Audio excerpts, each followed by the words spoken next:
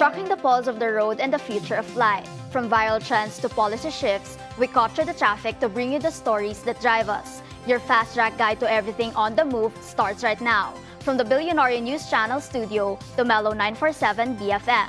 Sitting in for Paulo Del Rosario, I'm Gie Barroga, and this is Shift Happens.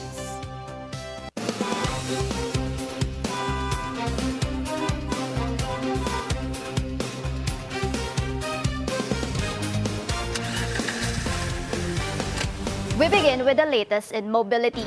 In anticipation of the effects of Typhoon Inday, the Metropolitan Manila Development Authority or MMDA has asked shopping mall operators to open their parking spaces to the public and allow overnight parking for vehicles. In a memorandum signed by MMDA Chairman Don Artes, the agency asked all shopping mall operators in Luzon to open up their parking areas to the public starting Thursday evening, July 9, until the typhoon has passed. SM Supermalls, Robinsons Malls, and Vista Malls have already heeded the MMDA's call.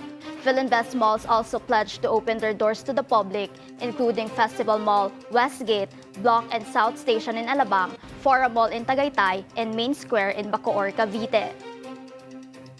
While the typhoon is not expected to make landfall, the Philippine Coast Guard or the PCG is monitoring all ports in the country, particularly the areas near Typhoon Inday's path, Southern Tagalog, Northwestern Luzon, and Southern Visayas. According to the PCG, 23 ports are currently affected. 507 passengers, truck drivers, and cargo helpers are stranded, along with 147 rolling cargoes. A total of 81 vessels are taking shelter in these areas, 64 in Southern Tagalog, 16 in Northwestern Luzon, and 1 in Southern Visayas. 69 motor bangkas, meanwhile, are situated in the Southern Tagalog region. The Philippine Ports Authority likewise announced the cancellation of trips across several areas in the country due to the typhoon. On to our topic, when we talk about electric vehicles, the first things that come to mind are electric cars, e-bikes, e-scooters, or even e-trikes. But there's another type of electric vehicle that's literally running on just one wheel. It may look unusual at first, but the electric unicycle or EUC is gaining attention among riders for its portability, performance, and ability to go the distance. While many see it as a unique gadget or hobby, EUCs are becoming a practical form of personal mobility. From daily commutes to cross-country adventures, they are showing how innovation can change the way we experience travel. One rider took this idea to the next level by completing a solo 5,000-kilometer journey around the Philippines on an EUC. His adventure demonstrates that with the right preparation, technology, and determination, even a single wheel can take you across the country.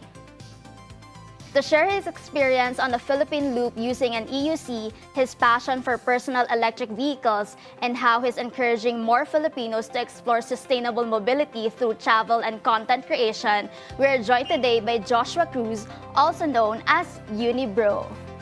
Wow, right on cue! Welcome to Shift Happens, Unibro. Thank you, Ma'am G. Good afternoon po. Yes, first things first, bakit ka nag-Philippine Loop ng mag-isa? Well, actually, may mga in-invite akong friends. Although, busy sa work, walang time. And ako, medyo may time. Swerte dahil sa work ko and funding din. Okay, so yung unicycle, it's not a usual form of mobility na nakikita natin. So, ikaw, paano ka nag-start? Kasi for sure, this is not the first ride na ginamit mo. Oh, definitely. It was during the COVID season talaga. When may mga ECQ, MECQ. So, very mahirap talaga mag-travel with other people. Yes. And then, dun ako nagkaroon ng idea na, why don't I just ride a scooter, electric scooter, yung nakatayo. And then from there, I upgraded, and then I upgraded to even more range, more power. And then, with that, I also get to travel farther and farther and farther. And then there's this one ride that I did, papuntang Laguna, with my friend, Aaron. Nakaganyan din siya, unicycle. And then I was like, bakit ikaw marami ka pang battery, tas ako wala na? And then that's the idea na, okay, I'll switch to that one as well. So, electric na kaagad, hindi ka parang nag-two wheels muna yung normal na bike or yung motorcycles, electric talaga kaagad? Oh, well, I was riding bicycle when I was a kid. Actually, even nung bata pa ako, kasi I was from Montalban, Rizal, I would ride my bike up to Marikina. Grade school yun na. Yes. Nung binili ako ng father ko ng mountain bike. Then travel. Nagagalit pa nga yung mother ko kasi hilig kong lumabas. Paano yung difference? Kasi ito, one wheel lang siya, tapos wala kang hahawakan. Paano yung operations? Siguro mahirap siya sa first kasi yun nga, wala kang hahawakan, di mo alam kung paano i-control Iba yung operation. Oo eh. Then when I bought it, merong kasing support group, Unitron. Sila yung tumulong sa akin on how to train myself on how to ride one. So you basically have to shift your weight forward if you want to accelerate, shift na konting backwards para mag-decelerate or reverse. So pag first timer, gaano katagal bago mo kumbaga ma-master yung unicycle? Well, for me, it took me 3 days. 5 hours straight na nakatayo ako dyan. Parang ma-muscle memory ko yung body ko sa unicycle. And then, mounting and dismounting. Kasi nga, one wheel lang. So, you have to mount, then lean ng konti agad to go forward. So from pandemic na kailangan lang natin ng personal mobility at that time dahil nga mahirap mag-travel with other people, do you use this na as your mode of transportation on a daily basis? And ano yung difference? Definitely on a daily basis. Kasi I was also a commuter myself before. Hirap. Kasi you have to wake up early, make sure na may masasakyan ka. Then nagkaroon yung mga Grab and other angkas, ganon. Shifted there. Then, ang hirap pa din. Tapos nung nag-COVID, nung mahirap talaga kumuha ng sasakyan, shifted na sa personal mobility. Then yun na yung naging mas madali para sa akin. Pero yung adjustment mo, kasi sanay tayo with public transport or kung meron kang sariling car or yung mga bicycles, paano yung transition mo? Or wala namang masyado? Wala naman masyado. Although, I find it more useful actually kasi I can order 4 boxes of pizza tapos hawak-hawak ko lang siya, bring my own laundry. I even went to a wedding in Pangasinan na nakaganyan lang from Manila. Paano yun? Well, nag-Philippine loop ka, so hindi naman na surprising na nag-travel ka using it to Pangasinan. Pero, syempre, yung gaano katagal yung biyahe mo and yung na-encounter mo during the trip? So, nung nag-transition ako to a unicycle, short distances lang muna. Kasi I have to train myself kung kaya ba ng legs ko, ng body ko. Although, when I was using the electric scooter, yung nakatayo, I was already able to do long distance riding talaga. Like, aabot ako ng Apari, or punta ng vegan, para kumain ng vegan longganisa. Ganon. So, konting adjustment lang when it comes to my endurance. Kasi sa scooter, nakaganon ka palagi eh. So, medyo mas relax siya sa unicycle kasi wala akong hinahawakan, although additional strain sa legs. Okay. And core body talaga. And for long distance trips, of course, meron yung mga preparations. Yes. So, ano yung mga preparations na ginagawa mo bago yung mga trip na ganito? Kasi ang tagal niyan. So, first I had to do a couple of range tests. Range tests, titignan ko kung gano'n ba niya kakalayo yung kaya niya. Kasi the range actually varies. Speed, weight, and yung elevation. So, pag naglalaro yung tatlong options na yon, mag-vary talaga yung max range mo eh. So, basically, I can do 100 kilometers safe, point A to point B. So, I have to make sure na when it comes to the point B, meron na ako mahahanap na charging stops. First option is always police stations and BFP. Mababait sila. And they let me charge for free. So, kung hindi naman kaya, inns, yung mga small inns like motels sa highway, it may cost siguro 300 to 500 pesos for 3 hours. And that's already enough for rest, taking a bath, and konting kain. And my last option, pag wala talaga, would be restaurants. I have to charge sa mga establishments na I think na malakas yung supply ng kuryente. May insurance ba yan? considering that you're like out in the open and medyo mas prone to accidents and mas open ka kasi, pero paano yung insurance niya? Well, I have a personal insurance naman from Sun Life, rider insurance. Kasi you'll never know what happens on the road talaga, di ba? And yung proper safety attire, meron bang ganun na requirement then when you're using the EUC or ikaw din as a personal user of it? I would say not really a requirement, but it's a must and a necessity na you have to wear definitely first a helmet. Not the half face, full face. Kasi you're out in the open on the road, may mga kasabay kang truck, bus, or any fast vehicle, so kailangan prepared ka. Next is I wear a motorcycle riding jacket kasi it has paddings. Para just in case na masemplang or ma-accident, safe yung body mo. And then, of course, for my lower body, a motorcycle riding pants din. Kasi it also has paddings. Yan. And Important yan eh. And then the last one is I have wrist guards. Kasi if in the event na masemplang, gaganon ko lang siya. Kasi syempre concrete yung road, di ba? So pag gumanon ka, masa-safe din yung wrist mo. So, paano mo pinaplan yung route mo? Kasi it's not your usual, hindi yung dinadaanan mo, not the usual route ng mga dinadaanan ng sasakyan. So, paano mo napaplan and paano mo napaplan ng maayos? Okay. First, I use Google Maps to calculate the distance. Yun talaga. Kasi I vary my distance based on the range na alam ko sa EUC ko. So, as long as it's within 100 kilometers, kahit may elevation pa yan, meron akong alam kung matitirang a couple of few volts, kasi volts yung tawag namin sa battery. Gaano katagal yung battery life bago ka mag-charge ulit? Oh, it's not with the time kasi, it's actually with the distance talaga. Yun nga, so parang when a lot of people ask me, Sir, gaano po kalayo po yung range yan? I would always say to them na, I'm from Makati kasi. So from Makati to Cabanatuan, Nueva Ecija, may matitira pang 20%. That's around it. So, bago ka nag-embark into the Philippine loop, madami ka na ding napuntahan using your unicycle. Yes. Ano yung pinaka-memorable for you and bakit yun? Before the Philippine Before the loop? Philippine loop.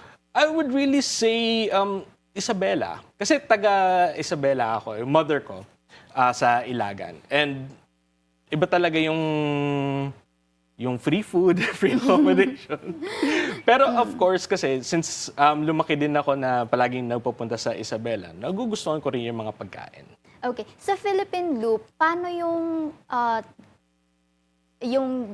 nahati-hati? Kasi hindi naman yan dire-diretso, di ba? But how long did it take you para matapos yung Philippine loop? Oh, it took me 21 days. So meron kasi akong na-create na parang document. I called it PLP kasi Philippine Loop Plan. In every single day, which I call a segment, I have to make sure na I have to do 250 kilometers to 300 kilometers.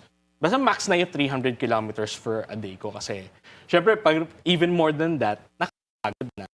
Yeah. So, in those segments, yung days, I also divide them sa every 100 kilometers.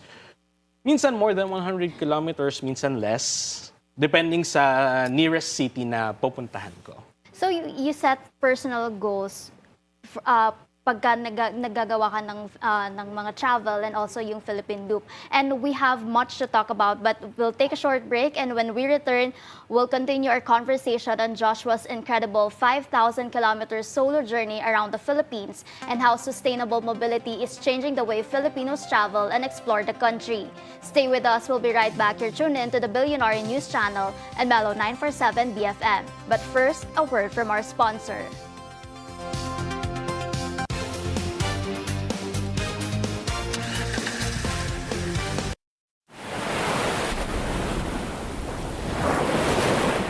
Looking for the perfect escape? Discover Club Nalu, a serene beachfront retreat where stillness meets style. Nestled along the quiet shores of Bacnotan in La Union, Club Nalu is designed for slow mornings, ocean breezes,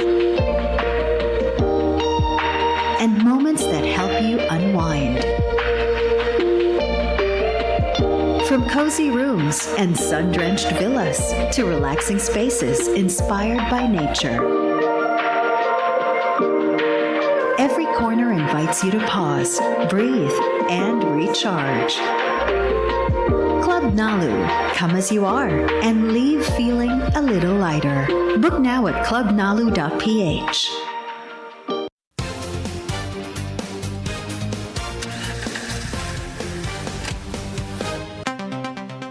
And we're back. This is Shift Happens. I'm Gie Barroga, and you're listening to Mellow 947 BFF. Simulcast to BNC, the Billionaire News Channel. We're still here with Joshua Cruz and his stories riding an electric unicycle.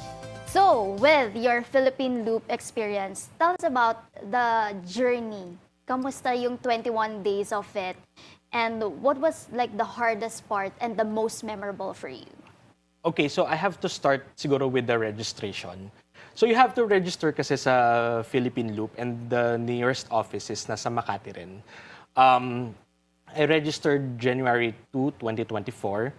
And then you have to join the Facebook group kasi you have to send daily updates. So people would know actually where you are and siguro invite you. Ganun, that's what happened to me. So when I posted daily dun sa Facebook group, a lot of people are starting to notice me and say, "Hey, daan ka naman dito sa amin. Free food." And that's the trigger sa akin. Free food. Food talaga. Kanina ka pa sa food Gutom na. Joke lang. So, ayun naman. So, when they started invited me, syempre may marami rin silang mga tanong. There was a few people in Cotabato City, in Dipolog who invited me. And then I get to share them that a unicycle can also do the Philippine Loop. Not just motorcycle, not just bike, not just car. The unicycle as well. Hardest part? Hardest part siguro sa akin was really summer. Kasi sa summer, grabe talaga yung lubak. Good thing, the unicycle itself, may suspension yan. Although some unicycles don't have, depende kasi sa model na kukunin mo. But this one has, so medyo naging madali din. And then, not only with that, because the strain sa body na to take the Philippine Loop for just 21 days on a single wheel. Yeah. Marami din ako massage stops. Kasi masakit talaga sa katawan. I have to be honest. It's not really going to be a comfortable ride, especially doing a long loop. So that was really the hardest part sa akin is yung sa summer. And then the best part siguro sa akin was Mindanao. Yeah, a lot of misconception with people in Mindanao. It's dangerous, nakakatakot. Kailangan you have to be at the place where you will stay before mag 6 p.m. kasi pag nagdilim, parang the purge. Hindi naman. Pero when I was there, ang ganda, ang linis ng roads, ang smooth ng roads, mura yung food, the scenery is great. And marami din ako nakilalang tao doon. As in, sobrang babait nila. Kasi it's really going to be the first time na may makita silang, well, what they call usually alien. Kasi nga, hindi siya usual, it's not really the usual ride na makikita nila anywhere else. Pero apart from yourself, meron ka pa ba bang ibang mga nakita na unicycle na talaga yung ginagamit for their own mobility? O isa ka pa lang? No. With my group as well. And kasi I've transitioned from electric kick scooter to unicycle. Usually when we do long rides, just last week, nanggaling kami sa Laia, Batangas. Just for an overnight, then umuwi din. Ganun lang. Or even nung nagbukas yung parang 7-Eleven sa near Mayon, kasi kita yung background ng Mayon volcano and I really love that place. Pumunta ako doon 3 days, balikan. Punta lang ako doon, picture nung 7-Eleven sa Mayon, then balik. Yung nag-trending online. Yes, yung nag-trending online na background. Kasi ang ganda eh. And it's really going to be different when you're already there. iba talaga yung pakiramdam. Whereas yung nakikita mo lang sa online na, okay, maganda puntahan, pero when you're there, breathtaking talaga. Okay, so what did you discover within yourself while riding the unicycle? Discover for myself, kaya ko pala to. Yun eh. Kaya ko pala to, which means kaya rin to ng ibang tao. Just because I'm not going to say na madali siya. I'm not also going to say na mahirap siya. It's actually up to the person kung kakayanin ba yung pag-unicycle. And once you unlock that feeling, yung achievements na would follow. You get to travel to any place that you want to be at your own pace, in your own time. Diba? That's the freedom itself is yung achievement. Okay. What you admitted having massages after trips. Sinabi mo mahirap talaga siya. Pero what's keeping you with using the unicycle? I never want to go back to being a commuter. That's one thing. Kasi it would take time, money, especially yung time talaga itself eh. I think that's very important. When you handle your own time na, especially me using a unicycle, mas marami ka ng magagawa. Freedom.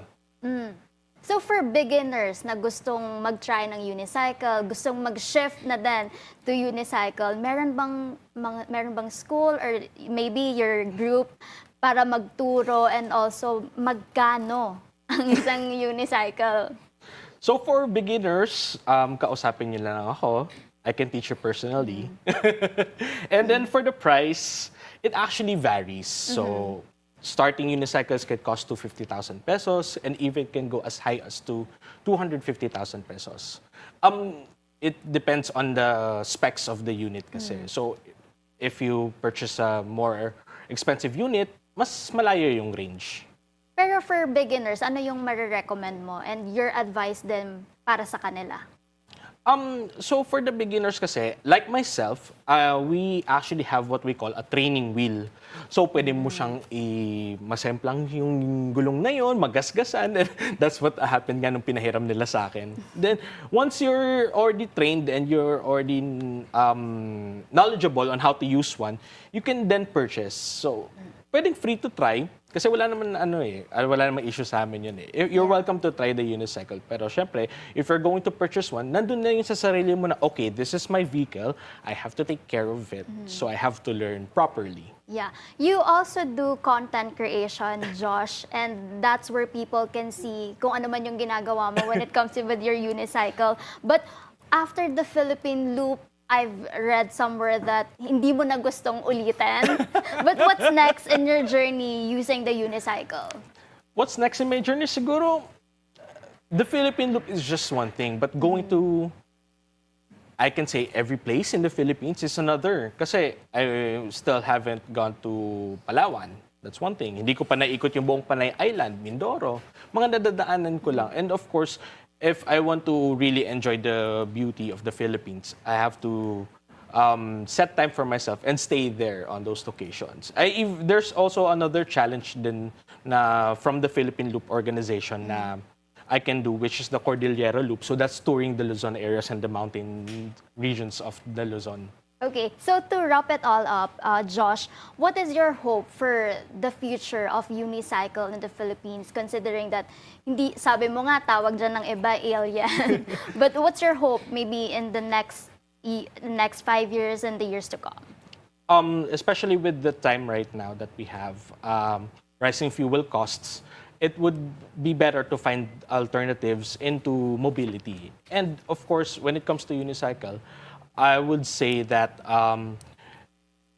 siguro don't be afraid kasi nothing's going to stop naman when you're already knowledgeable in using one. All right. He is Joshua Cruz, also known as Unibro. Thank you so much for coming to the show and for your time. Thank you, Ma'am G. And that concludes a roundup of the stories driving the industry forward. I'm Gie Barroga. Join us again tomorrow on Shift Happens, your fast-track guide to everything on the move. Keep it here on the Billionaire News Channel and Mellow 947 BFM.